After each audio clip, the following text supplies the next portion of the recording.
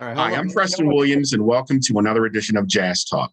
Today on our show, we're joined by one of the most talented musicians on the jazz scene today.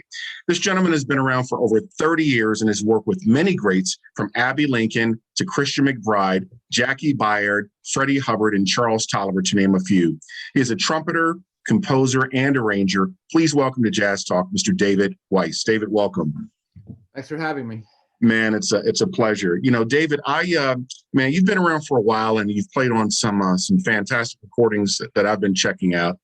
We can talk more about that as we go along, but I'm interested in knowing more about your humble beginnings. I understand that you're from Queens, New York. Yes, I'm from Jackson Heights, more specifically. Okay. Which at the time was just it was close to New York, but it was just a very lower middle class, working class neighborhood. Yeah.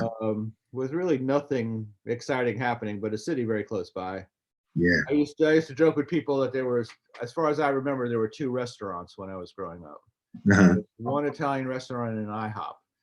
And that was it. But the city was right there. It was a short train ride away, and as soon as I was old enough, I was jumping on the train.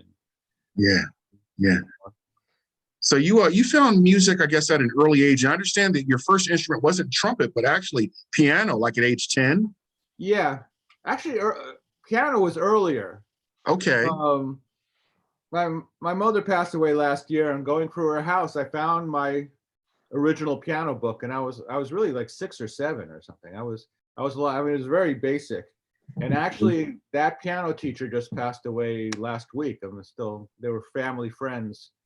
So yeah, we all had piano lessons at early age, but it was just to like be more well-rounded, just to have another little thing under your belt. And it was never in mind to make me like some sort of virtuoso piano player and have a career in music or anything like that. It was just, to be a more well-rounded human being, probably wouldn't hurt to play a little music or something. Yeah. But I did have a passion for music back then. I was a rock and roll kid, and then more fusion and progressive stuff, and that's what I was into. So Led Zeppelin and Black Sabbath were probably what you were into at the time, right? At the beginning, absolutely. Yeah, yeah. So how did you find trumpet? What made you go with the trumpet? Well, that's another mystery that I couldn't figure out for a while until I ran into a childhood friend. Okay. From that same circle.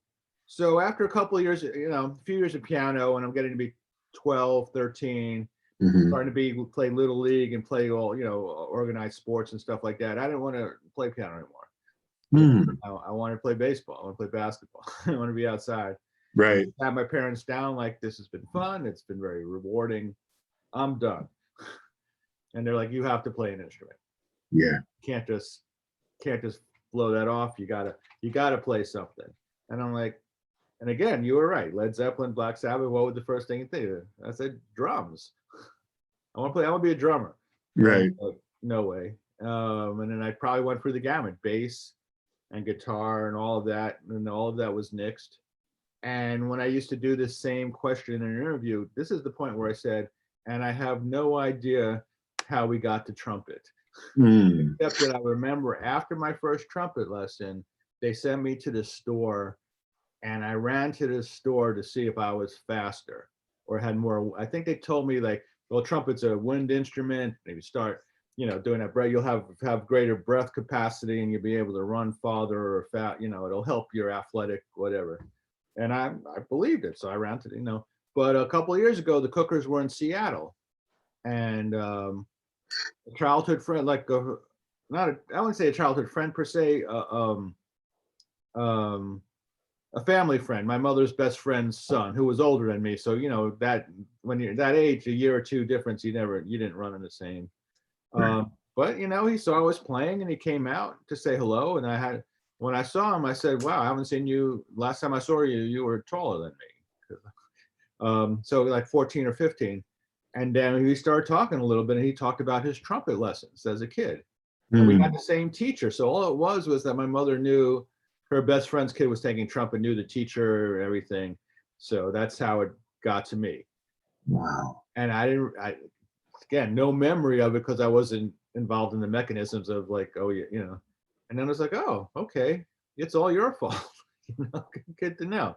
You know, he's a lawyer, you know, but he's still a fan of music at least, you know. Yeah. So that's how I got on trumpet. I still hadn't heard any jazz at all. And by then I was probably listening to fusion. So ironically, the first record I remember, well, there was two. There was a Billy Cobham's first record, which was called Spectrum, I believe, and it's still Yeah. it's a great Spectrum. record.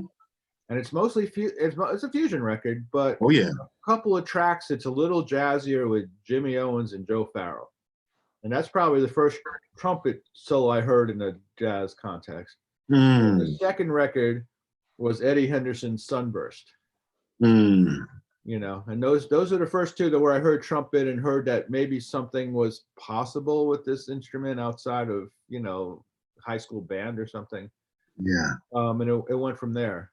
It took a Interesting. while. It was an interesting journey. Now that it's, you know, 35 years away, it's a little different. But at the time, by the time I I got to music school, I started with art school and photography.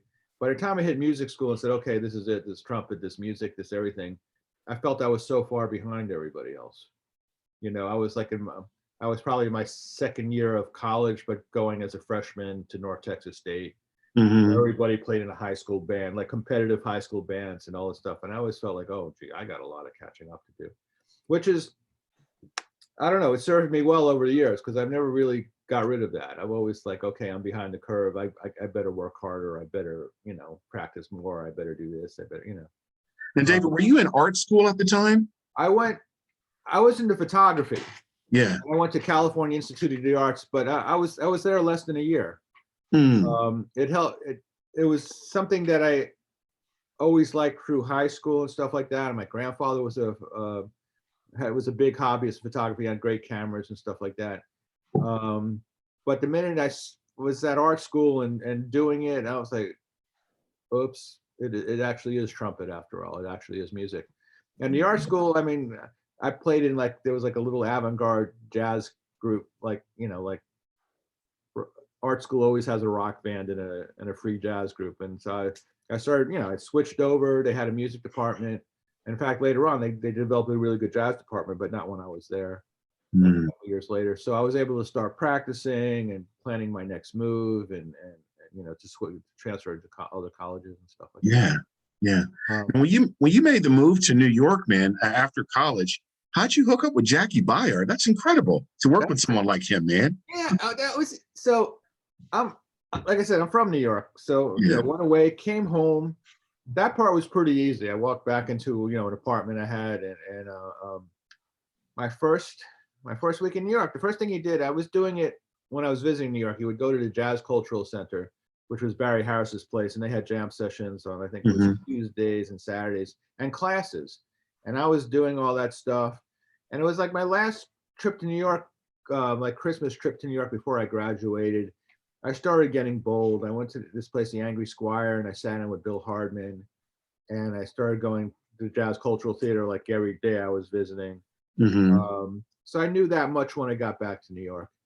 And I went to the Jazz Cultural Theater, and I ran into Graham Haynes, who I knew from high school. Graham, you know, from New York too, and he sent me on the gig. It was simple. Like the guys. I mean, it was like that back. I have no idea what it's like now in that way. The guys that I met Graham. I knew Graham Haynes a little bit. He sent me on Jackie Byrd's gig, so I was in New York 2 weeks, and I was playing with Jackie Byrd. And on the first night, he handed me like $7 after the gig, like, sorry, man. And I'm just like, hey, man, it's all good. I'm so glad to be here. So it was, to be able just to walk into that. I mean, it was a great gig, and you knew right away, like, okay, this is it. I mean, you know, well, the $7 part, you know, but it didn't matter. You were in it right away. That's You right. knew Jackie Byrd. You knew he was one of the guys, and that was right there for you. And then Yeah. there was a guy named James Zoller, who's still out here, a great trumpet player. He started turning me. I met him somewhere, or he just got my number. Because back then, really, what you did a lot of was you did a lot of salsa gigs. You did a lot of, you know, New York was that scene was all, and he started sending me on some of those. So I Mm. mean, I was in New York like 2 weeks, and I already had these little, you know, little things. I figured out how to make ends meet by doing like salsa gigs and stuff like that. And I figured out like, wow, Jackie Byrd, I want to do this. I want to be here. Incredible. Yeah, you work with some big names. You also work with Jimmy Heath also. Jimmy Heath, the irony is when I was trying to figure out about what college to go to, and North Texas State, all that, I was auditing classes at Queens College just to do something. And they had a big band, but it was a very small music department there. And it was supposedly a big band, but there was only 5 horn players in the whole school or something. Mhm. But Bud Johnson, this old, he was more of a, I want to say swing era, but not quite bebop, like a Joe Newman and bassy guys. And Bud Johnson, he's not a well-known name, but if you go start looking at records and stuff, like, oh, Bud, he's everywhere. So he was the teacher, but he was kind of older and definitely surly, and he always had a pint or fifth or whatever in his pocket, and he was a great arranger. He would, since he didn't have a full big band, he would arrange charts for that group. And I was just really getting started. I had my Charlie Parker Omni book, and I was practicing out of it and figuring the stuff out. And he was just one of those surly old guys. But Yeah. one day after maybe a month or two there, I took a solo on something and almost showed a clue about doing this, and he was just so warm and caring after that. But it was only for that one semester, and then I was off to North Texas State. Wow. And then when I came back home, Jimmy Heath was running the department at Queens College, and he had almost a full big band, but they still needed a few ringers to fill out the band. So I went back to Queens College and I played in the big band again. That was they only had 2 trumpet players going to school, so they needed a couple extra. And I started doing that and started getting friendly with Jimmy, and Jimmy would start inviting me to his gigs. I remember Carlos One was his club on 6th Avenue for a while. And I would just, he would just let me play the whole set with him, and then ask me to walk him to his car because it's 2 in the morning in a questionable name. But again, same kind of thing. There were those guys, I came to New York, I had a band at school with Craig Handy. I'd visit New York. I'd go see the Art Blakey and the Jazz Messengers with Donald Harrison and Terrence Blanchard. And I thought that was the shit. That was it. That was, I'm going to come here and I'm going to, find my way to that. And those are the guys I looked up with. But frankly, Terrence Blanchard was never that nice to me. He wasn't, I'd be like, hey, man, dude, and he was actually he knew my roommate or something. But he was never, he never like took me under his wing. I wasn't the guy for him. Those guys, the older guys, I think put them through, them being the young lions. And I think the old guys put them through a lot of stuff and they, passed that on. But for whatever reason, Terrence never was like, well, hey, come over, let's do this. Never was. But when I went to these jam sessions, man, Bill Hardman and Tommy Turrentine were the nicest guys on earth. Man, that's great. And they took me in. Bill Hardman had sessions at his house, and I would go to his house every week. Tommy Turrentine was at the Jazz Cultural Theater from like the first day I sat in there, and took me aside and was like, you're okay, but you gotta phrase more. Da da da da da da da da da. You think I'm crazy? I'm like, no, man, this is great, Yeah. And those guys always were like that. So I gravitated toward that. You go to the guys who are going to be nice to you and supportive of you. I was going to say, you also work with another big name, Slide Hampton. Yeah. What was it like working with him? Slide is quietly like one of the heaviest guys ever. Yeah. That was later. I don't know, established is never a word I want to use. I was in the scene a little bit when I started working with Slide.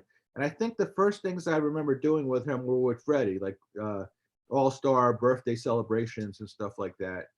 And Slide, I don't know, I think it was early. I met him earlier. The first time I met him, I think was on the Joe Henderson Big Band date. Yeah. I was working with Bob Belden, helping him with the production and stuff like that. and they asked Slide to write big band charts. And I remember him coming in. The rehearsal for the session, the rehearsal and the session were the same day. They just ran down the charts, the first 3 hours, and then took a break, and then recorded all those tunes. I mean, half the record had been recorded already, so it wasn't like a full day. Yeah. I remember Slide coming in with us. There was like 5 copyists standing by. He came in with the score, threw it on the table, and went on the couch and like fell out. And it was the most amazing charts. I mean, he's him at his best, being able to do what he wants to do. So, because sometimes when you're hired as an arranger, there are limitations. But Slide, like on the Joe Henderson Big Band day, Bob Eldon said, "Man, do it all. Whatever you got, whatever you." And it was just like, woo. And I mean, he's one of the heaviest big band arrangers we have. Him at his best is just unreal.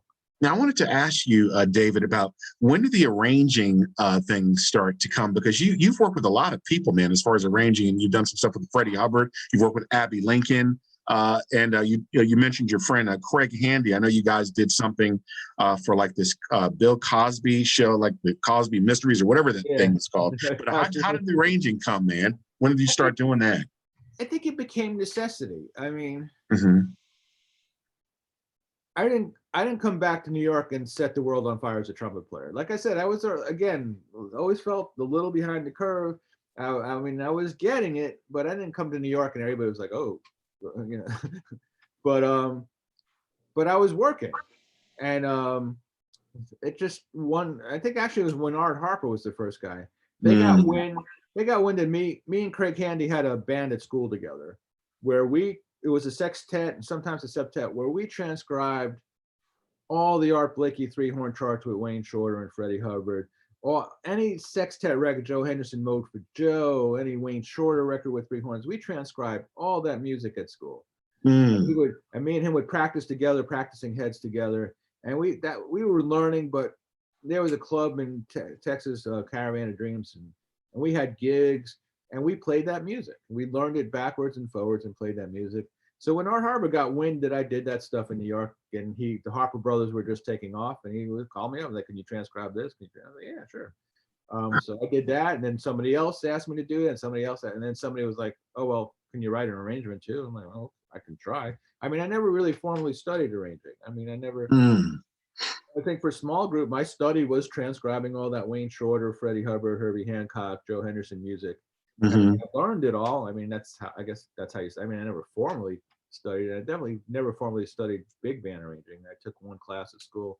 Yeah. It just came out of, it came out of necessity. I wanted to work. I wanted to be in this thing. This is what they were calling me for. I mean, at a certain point, maybe 10 years later, I was like, all right, you know what? I'm going to play trumpet now. Leave me alone. Yeah.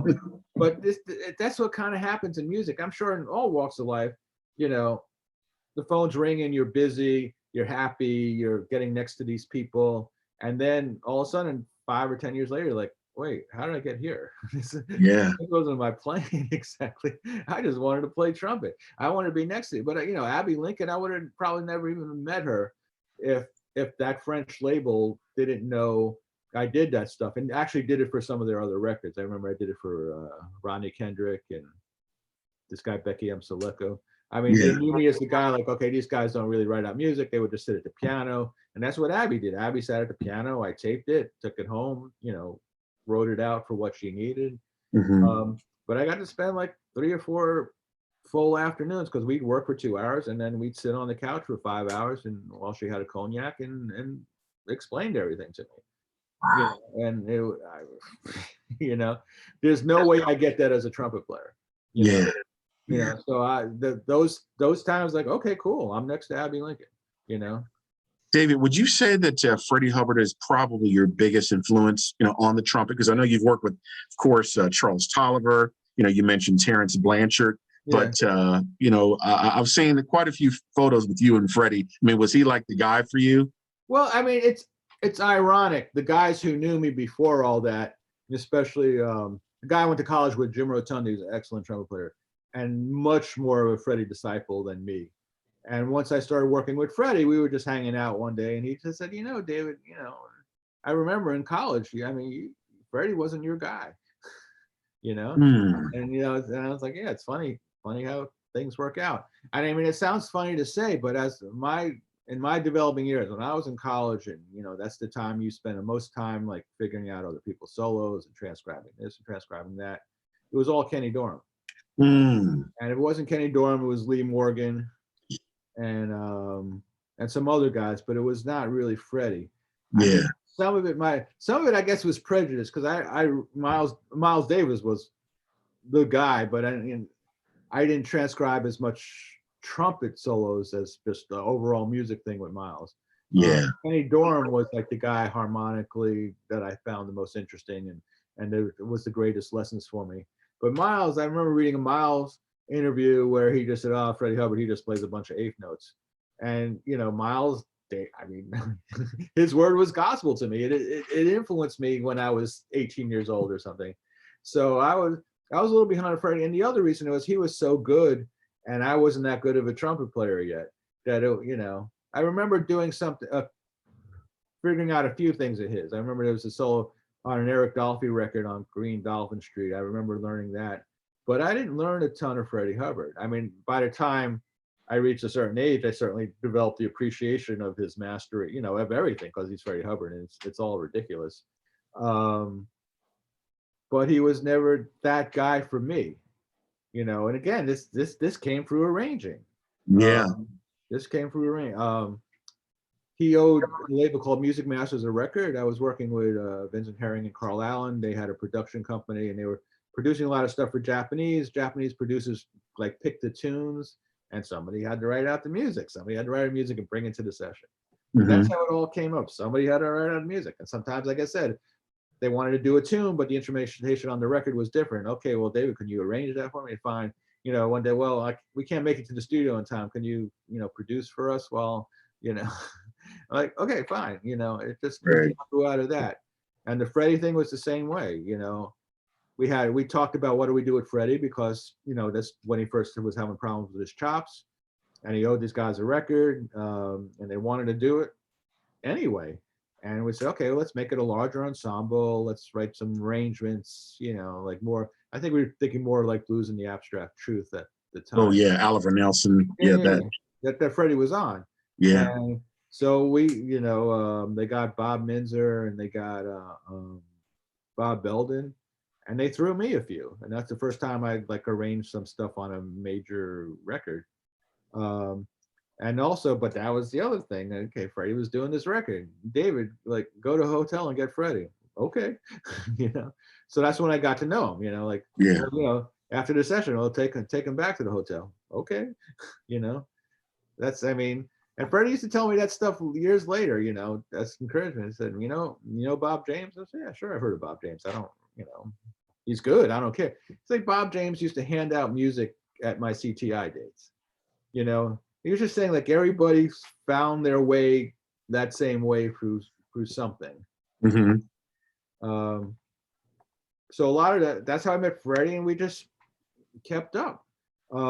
That record day got me interested in writing for octet. So that's when I formed that New Jazz Composers Octet. Right. Gave all those guys like a bigger palette to write original music with. And when we did our first record, I had done an arrangement of D minor mint, one of Freddie's tunes, on his record, and I liked the tune, and I heard more stuff afterwards, so we recorded it, and I sent a CD to Freddie, and Freddie called me back and said, hey, why don't we do more of these? This is a good idea. Why don't I be a soloist with your octet? You arrange more of my music, and this might be the best way for me to get out here. And I was like, well, yeah. Yeah. Speaking of, yeah. And eventually I went out to his place and we sat down for a week, and I don't know if we really sat at the piano that much, but we, the first night, I remember the first night we went out there, we threw on a few CDs because guys were sending them CDs all the time, so we were listening to stuff from current guys, just kind of like assessing the scene as it was, and when would that's been, like 1999, 2000. And then after like about 2 hours of that and checking out, we put on my octet CD and we talked about, the band a little bit, stuff like that. And then he put on the Sonny Rollins CD. Mm. He just said, "Man, I miss this shit so much." Yeah. And I'm like, Yeah. okay, and you can hear the life to it. I mean, we listen to a lot of good music, and all of a sudden, like, bam, everything feels good, and it's Sonny Rollins. I'm like, oh, okay, I get it. We're trying. Hey, Um, hey, David, did Freddie talk to you about, I guess, one of his trumpet players? He loved Booker Little, who yeah, passed away very, very young. Did you talk a lot about him? it came up once, and actually, I just wound up talking to somebody again. So when we started working together, I mean, there were times when we played Boston and DC and places like that where we drive down together, drive back. So I remember we were in DC, and I was hired to do a lot of that Booker Little thing for a Booker Little tribute at Birdland, I believe. Mm. It's like 4 trumpet players, and that's when I remember, because it was the first time I got to play with Pete LaRocca. Yeah, Pete LaRocca. And this pianist Don Friedman, who was on Booker Little's last couple of records, he was still alive, and he was on the date. And I was starting to transcribe all that music and seeing how heavy it was and all this, and I was starting to talk to Freddie about it. So we had a gig in the DC area, and we had to stay over to do like a Voice of America interview or something. So we started driving back to New York, and I put on this Booker Little record out front. And he was like, "Oh, okay." And he started talking about Booker, and how did he put it? The first thing he said is, like, he practiced all the time. He practiced so much. He practiced so much that he'd get pooped at the gig. So he was saying, like, he practiced all day and then go, gig those days were like 5 sets. And like, after practicing and practicing and practicing, going to the gig and playing, he'd get tired at the end of the night. And then he said something like, he would practice 12 hours a day. I practiced 8 hours a day, but I wanted to have a life too. And I was like, okay. And he talked about, they played together briefly in Slide Hampton's group. Yeah. And he said, whatever that, he can say that Booker Little had blood clots that would move. You can see it moving across around his skin, because he died of uremia, I think was what it's called. Yeah, he was so young too. It had something to do with like his moving blood clots, and he said it moved past his land, and Booker said, okay, I got to stop for the day. And then he speculated if like he practiced that hard because he knew he was, didn't have a long time on this planet. And then, we checked out front with this amazing writing and this very mournful, and after 3 tunes, he said, turn that off. That's depressing, and that was our Booker Little conversation. Yeah. He did say he thought he was a little stiff, that's what, I mean, at that point he's, but he was frightened of his trumpet ability. Yeah, he was. To apply that it was like maybe a more classical thing. You couldn't hear, you wouldn't necessarily hear Booker make the next transition and be able to pull off something like Red Clay, because he didn't have that kind of swagger and feel. His thing was more, like, I mean, it had a power and a force to it. I mean, he's such a strong trumpet player at 20. Yeah. Speaking of trumpet players, I mean, another one who's a personal favorite of mine, and Miles Davis loved him. He said, that's a trumpet player right there. Woody Shaw. Loved Woody Shaw. I got to hear Woody a bit. Yeah. He came through Caravan of Dreams when I was in college. So the guy I mentioned before, there was this club in Fort Worth called Caravan of Dreams. And Coleman opened it up, and they had funding and stuff. And they had a regular circle. Me and Craig Haney would play Monday through Wednesdays there, and then Thursday through Saturday they'd bring in national acts. And Woody came through, and I mean, we had access to the place, and we'd always try to meet the guys. And I think Benny Green was playing with Woody. Yeah. Craig and Benny Green went to college together, so we we all went out to eat afterwards. So I got to hang with Woody a little bit. And when I came to New York, I heard him play many times, but I don't think I approached him. I don't know. I was scared of those guys then. I mean, I wanted to have something together. We were playing the late night at the Blue Note a lot, so we would get to meet musicians then, because we played the set after the main act. Yeah. Freddie was there a lot, but I was scared to go near Freddie. I mean, I was just scared. I felt I needed either to like have somebody introduce us or find a setting. But he was, I mean, I saw him play the Blue Note once when we were playing afterwards, and then they played Red Clay, and Freddie took a solo, ridiculous and everything, and then he got off the stage and went upstairs and went to his dressing room. tenor solo, piano solo, bass solo. Freddie hadn't come down. And the last tune of the night. And Ralph Moore got off the stage and went up the stairs to go to the dressing room. And I knew Ralph at the time. And he went up, knocked on the door, no answer. And Ralph comes down the stairs. He goes, David, do you know Red Clay? And I'm like, there's no way in hell. There's no way in hell, you know. And Ralph went back on stage and I think transitioned to something else, finished the show, went back upstairs, knocked on the door. Freddie, you know, my sax case is in there. And after like 10 minutes, the door opened like that much, sax case came out, door slammed. Oh, And I was wow. like, I'm not, you know, I'm not going to do that. I'm just, you know, Oh, wow. I'll let Man, him be. that's funny. Hey, I wanted to ask you about the Cookers. How'd you get involved with them? Because like I said, I caught that group several times, and I know you guys were in Maryland. I think you guys did something at Keystone Corner Yeah, relatively recently. we did Keystone. And That's a while ago. I guess that's May of 2019 now. Wow. I think you guys have you guys been back since then? We were supposed to come back in that Canceled lull. because of COVID, right? Yeah, but it was that lull where things were starting to open up a bit, and we figured we'd give it a shot, and it was going to be like a smaller crowd and a live stream. But in the end, the COVID spiked again a little, and they closed it. But Yeah. we're thinking of doing it, I think, at the end of May this time. I think That'd be great, man. How'd you get involved with them? How did that one? Wow. Okay, that one. Sorry. I wish some of them were short stories. So what happened? It really, the whole thing started because of my association with Freddie. Mm-hmm. And there was this club in Brooklyn called the Up Over Jazz Cafe. It was a nice club on the second floor above a wings place, and I had done some stuff there. It was a nice place. I mean, for Brooklyn, it was great because it was on Flatbush Avenue and Park Slope, and the guy apparently the first concert he ever went to was the Night of the Cookers thing with Lee and Freddie. Yeah. So every year, and I didn't know this part, but the Night of Cookers was, the original concert was in April also, right around Freddie's birthday. So every year, this guy tried to put together a Night of the Cookers tribute. In fact, he had I think the Wings place was called Night of the Cookers or something like that. I mean, it was in the forefront of his mind all the time.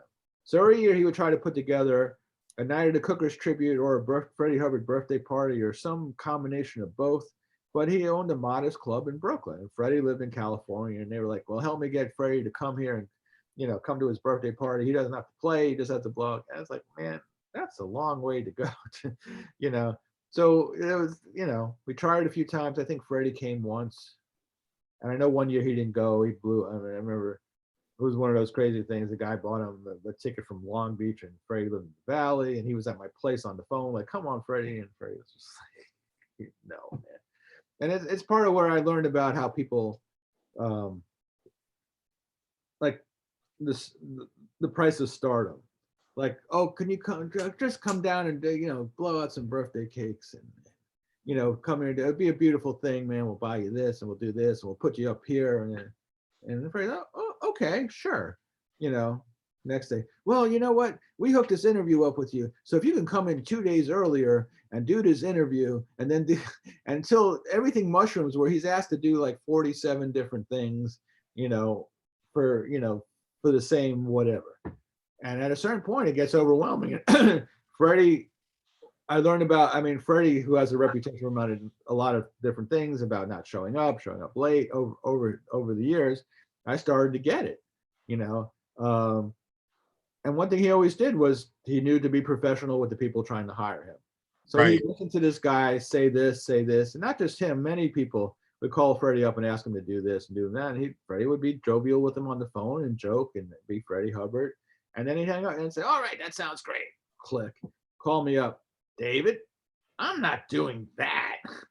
Call him up and tell him I'm not doing that. And I'd be the guy like, hi. Well, I just got off the phone with Brad. I said, well, I'm sorry. He can't do that. So I had to tell, you know, I had to go like, look, you know, this is not a simple, like, come to the party and blow out cakes anymore. He overdid it and he overextended him, asking him to do this. And then at a certain point, You know, he finally looks at what he's got to do. Like, I'm not, you know. But anyway, I digress. Up over Jazz Cafe, Freddie Hubbard birthday party. This year, the guy goes to me like, let's put together a Night of the Cookers reunion. Call all those guys. You know, you put the music together. He was hiring me basically to put the music together, be the conduit for Freddie, you know, all that stuff. So I called Pete LaRocca, called James Spalding, called Harold Mayburn, but he couldn't do it. Larry Ridley can do it. Then we kind of, I said, well, we can't get all those guys. Maybe we do it more of like a Freddie alumni thing. So I remember calling Ronnie Matthews and Kiani Zawadi. And I got Craig Handy on it. And I just wrote out all those Freddie tunes, you know, from the era. And Larry Ridley was on it. And we did, had a rehearsal, did the gigs. Oh, I played on it. And I think we had Jimmy Owens or one of those guys come down. And we played a weekend, that weekend of Freddie's birthday and everything. And Freddie didn't come. And Pete LaRocca and James Spalding in particular sounded amazing. You know, for better or worse, some guys, you know, the bigger guys like Herbie and Wayne and Freddie Hubbard, and they, you know, they were starting to, they checked out other stuff. They got a little more electric for a while. Some of them stayed there, some came back, some did. Right.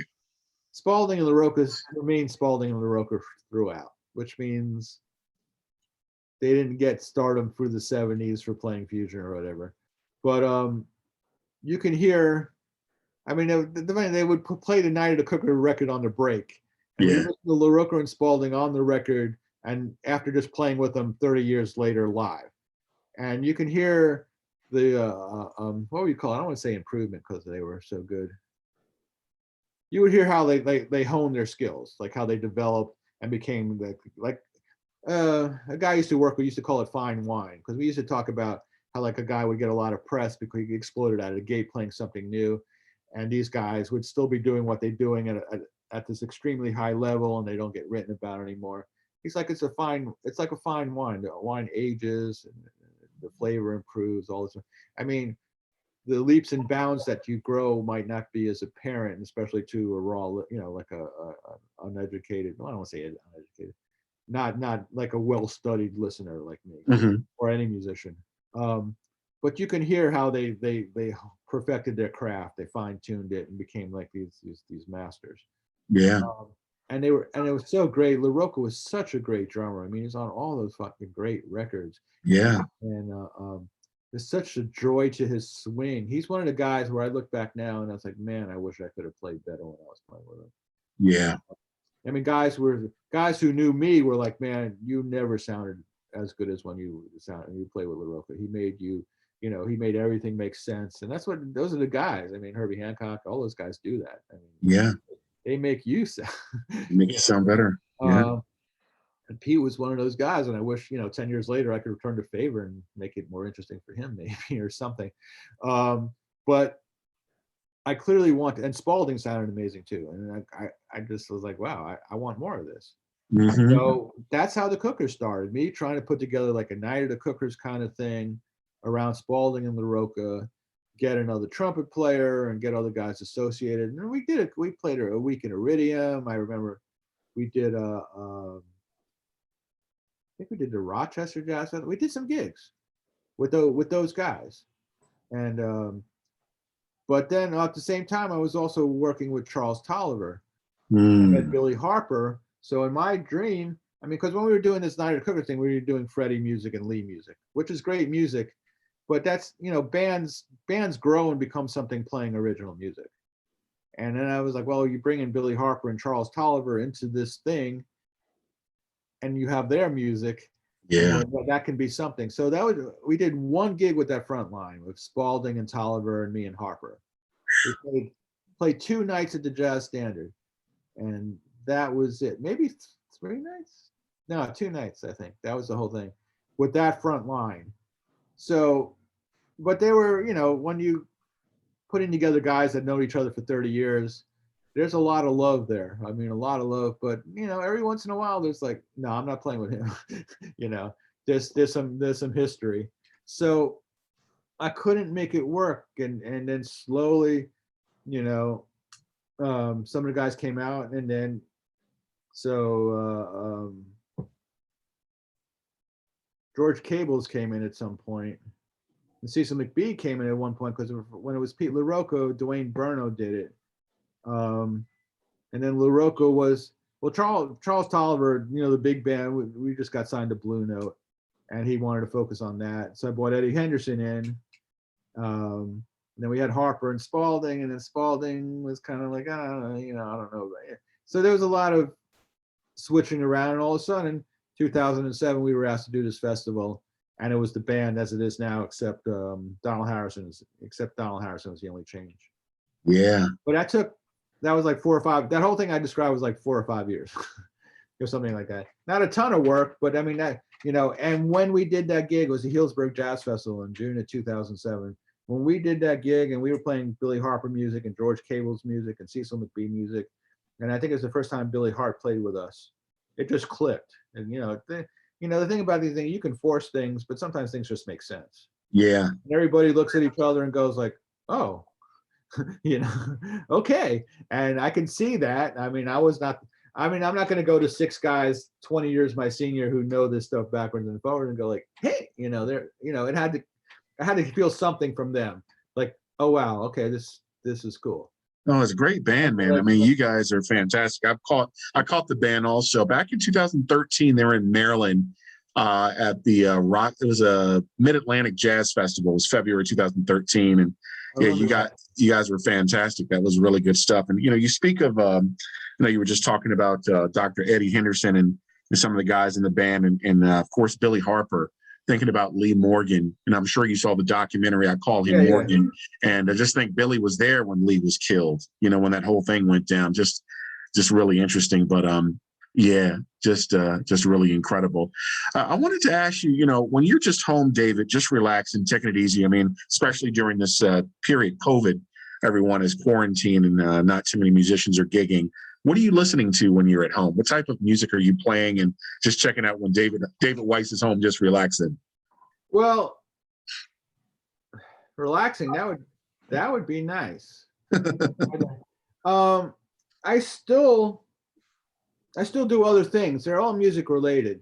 So one of the things I do for various labels, but mostly these days for Resonance and Blue Note a little bit, but a lot of different labels. I mean, this whole historic recording thing, this whole live recording thing, I wound up being one of the guys where all these labels or producers and stuff send me the tapes. Yeah. And go, well, what do you think of this? And I gotta listen to them. I gotta analyze them. I gotta get a synopsis. I gotta identify the tunes, confirm the musicians, talk about the recording quality. If things go on too long or the tape runs out and it goes to another tape, whether there's an edit point where we can edit the thing together and save the track. I mean, basically saying like, is it good enough? And if it has problems, is it salvageable? So I have to listen to the whole thing and go through go through it. Sometimes I won't recognize the tune, but if you can see, I can go here. Oh, wow. and listen to the records and try to see if I can find the track and identify it. I mean, usually I know it because I have a bit of an education, but sometimes I got to look through all that and see if I could find the track. So that gets to be pretty busy. Sometimes it actually especially when a release is coming up, it actually overwhelms what I want to do. So that work hasn't stopped through all of this, and that's been a bit of a godsend to me. And it's gone in phases. I mean, at the beginning of all this, I was like, great, I'm home. I've been dreaming of being home for more than, a couple of weeks at a time. I'm going to practice. I'm going to do this. And then actually, in the middle of it, the Clippers made a record. I don't know if any of them mentioned it to you, but in July, we went to Rudy Van Gelder's and recorded. Yeah. Things were opening up a little bit, and I was talking to everybody, and we were all having the same conversation.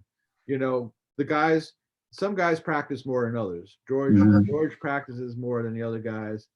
And we were talking about, like, we like this opportunity to hone our craft and practice more. We've been dreaming of it for a while. But at a certain point, I guess because we're so far into our careers, we are practicing usually for a gig. We're practicing for a tour. We're practicing for a new record because everything, And without that specific purpose, we were running out of steam. Yeah. You know, like I was like, for 3 or 4 months, I was like, yeah. And then I was like, wait, what am I, we're going to be here for a year. I could take a couple, what's a couple of weeks now, oh, Right. what's a Right. month now, so there was a little bit of that. But at the beginning, I was determined to take advantage of the time. And then we had the record date, and I was determined to, like, okay, well, here's the opportunity for us all to, like, be as ready as we'll ever be. Yeah. And that motivated the hell out of me. And then the record was done. And with all great things, this is one thing I've learned over the last 15 years or something. The better the gigs get, the bigger the come down the next day when it doesn't happen anymore. Until you're used to doing it enough, or doing it every day like the greats do, you get what you think is the greatest gig on earth, and you're on cloud nine. You just did a week in a club with the best musicians you ever played with. Everything is exactly what you wanted to be, except you hope you played a little better or something. Yeah. And then Monday comes and you wake up and there's nothing like that in the foreseeable future. Mm. Like the first time that happened to me, I didn't get out of bed that day. I was like, this really sucks, man. The come down sucked. So there weren't those peaks and valleys for this. So you really, I know people dream of, like, going to that cabin in the woods, and I actually did that for part of COVID too. I got out of here. Mm-hmm. It was the same thing, man. I got there all determined, I'm going to do this and do this. And that was like 6 weeks. And I got there and I did it and it worked and I was motivated. And I got, I was even telling the guys, like, hey, I think I might have gotten a little better, or I could play trumpet better. And then I came back to New York and it all went to crap in like 2 weeks. So it's an up and down thing. Yeah. Yeah. But you got to tell yourself the ups stuck, like you might have fallen off of that, but hopefully you retained, something. So that's what COVID's been, and now we're talking about gigs again. So now everybody's like, okay, here we go. Yeah, things are starting to open up around here pretty soon. I know that Todd Barkin at Keystone, I think he's supposed to open things back up pretty soon, because a lot of gigs got canceled. I know that Billy Harper and TK Blue and I think some other guys were supposed to be coming around. So I think he's in the process of opening things back up. But yeah, I look forward to seeing you, man, again, and hopefully that'll be this year, and it'll be great. It'll be great. We're looking at the end of May. End of May. Yeah, okay. Last year was supposed to be a good year for us. Uh-huh. We had more than 2 weeks, like a 2 or 3 week tour of Europe last March. That the whole thing fell apart. I had so many musicians on, and it's pretty much been the same thing, canceled gigs, and hopefully they'll pick up this year, and we'll see what happens. But listen, man, I want to thank you so much for being on Jazz Talk today. It's been a pleasure just sitting here sharing stories, man, talking about your music history and your life, and you're a class act. I love you, my friend. Hang on, I'm about to close out the show. Well, you've heard it from the great David Weiss. And as the saying goes, if the music grooves and makes you move, it must be jazz. I'm Preston Williams with Jazz Talk signing off. Peace.